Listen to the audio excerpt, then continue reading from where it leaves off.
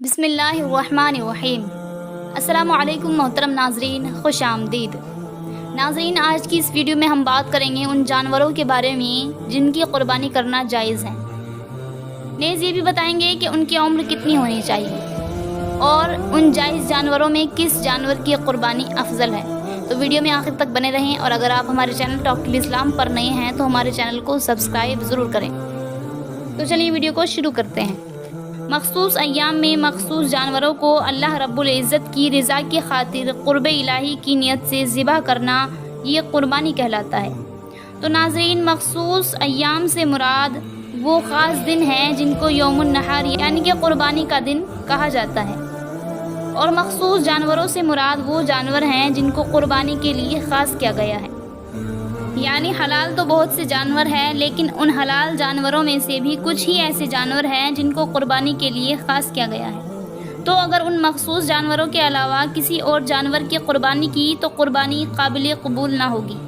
تو آئیے جانتے ہیں کہ وہ مخصوص جانور کون کون سے ہیں۔ تو ناظرین، نبی کریم صلی اللہ تعالیٰ علیہ وسلم کی جانب سے 3 قسم کے جانوروں کی اجازت دی گئی ہے۔ ایک اونٹ، دوسرا گائے اور تیسرا بکری۔ اونٹ میں اونٹنی بھی شامل ہے، اور گائے کے ساتھ بیل، بھینس اور بھینسا بھی شامل ہے، اور بکری کے ساتھ بکرا اور دمبا اور دمبی اور بھیڑ وغیرہ یہ سب اسی میں شامل ہوتے ہیں۔ تو ان جانوروں کی قربانی کی جاتی ہے۔ اب ان جانوروں میں سے کون سے جانور کی قربانی افضل ہے؟ تو اس کے حوالے سے کلام یہ ہے کہ نبی علیہ الصلاۃ والسلام کا چونکہ عمل مبارکہ یہ ہے کہ آپ نے کبشین یعنی 2 دمبوں یا 2 مینڈھوں کی قربانی اللہ رب العزت کی بارگاہ میں پیش کی ہے، لہٰذا اگر اسی جانور کا انتخاب کیا جائے اور ممکن بھی ہو تو اس کی قربانی کرنے کو افضل قرار دیا گیا ہے۔ اور اگر عمر کی بات کی جائے تو عمر کے لحاظ سے اونٹ کم از کم 5 سال کا ہونا چاہیے، اور گائے کم از کم 2 سال کی، اور بکرا اور بکری اور دمبا اور دمبی کم از کم 1 سال کا ہونا چاہیے۔ لیکن بھیڑ کا بچہ اگر 6 ماہ کا ہو اور اتنا فربا یعنی موٹا تازہ ہو، کسی ایسی نسل کا ہو کہ دور سے دیکھنے میں سال بھر کا لگے، تو اس کی قربانی جائز ہے۔ باقی کسی جانور کی اس سے کم عمر ہو جو بتائی گئی ہے تو اس کی قربانی نہیں ہوگی۔ اس کے علاوہ اگر ہم بات کریں تو جو قربانی اللہ رب العزت کی بارگاہ میں پیش کی جا رہی ہے تو اس میں نیت کا خالص ہونا بہت ضروری ہے، کیونکہ حدیث مبارکہ میں وارد ہے کہ پیارے آقا صلی اللہ تعالیٰ علیہ وسلم نے ارشاد فرمایا، انما الاعمال بالنیات، یعنی اعمال کا دار و مدار نیتوں پر ہو، یعنی کاموں کا دار و مدار نیتوں پر ہے۔ اگر نیت اچھی ہوگی، نیت خالص ہوگی تو وہ عمل اللہ کی بارگاہ میں افضل بھی ہوتا ہے اور مقبول بھی ہوتا ہے۔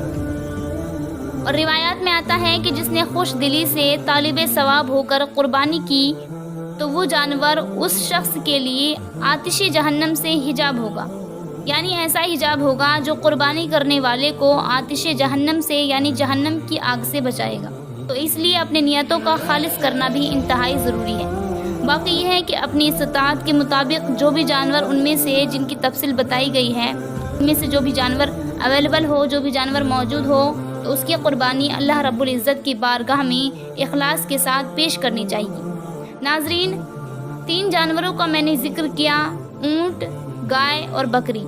پھر انہی تینوں میں سے ان کی اقسام یا ان کی انواع جو بھی ان میں شامل ہوتی ہیں، یعنی وہ نر ہو یا مادہ، سب اسی حکم میں شامل ہیں۔ امید کرتی ہوں کہ آپ کو یہ مسئلہ سمجھ میں آ گیا ہوگا۔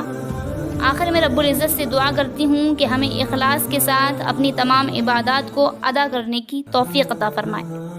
تو دیکھتے رہیے ٹاک ٹل اسلام۔